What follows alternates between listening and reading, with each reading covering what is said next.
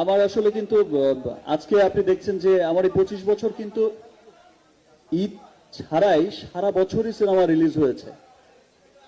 কিছু কিছু মানুষ দেখবেন যে আপনার আমাদের একটা গল্প আছে, তাহলে ছেলে তো পড়াশোনায় ভালো, বলে যে পড়াশোনায় ভালো হলে পাশ করবে না। এবার পাশও করেছে, এবার বলে যে পাশ করেছে চাকরি পাবে না, বলে চাকরিও পেয়েছে, চাকরি পাবে বেতন পাবে না। বেতনই তো বেতনও পেয়েছে, সবকিছু তো ভালো, শেষমেশ বলে যায় বেশি ভালো ভালো না। তো কিছু মানুষ আছে তারা কথা বলেই যাবে, তারা বলেই যায় এটাই হবে না ওটাই হবে না, এখন কেন ইচ্ছারা সিনেমা রিলিজ করে না।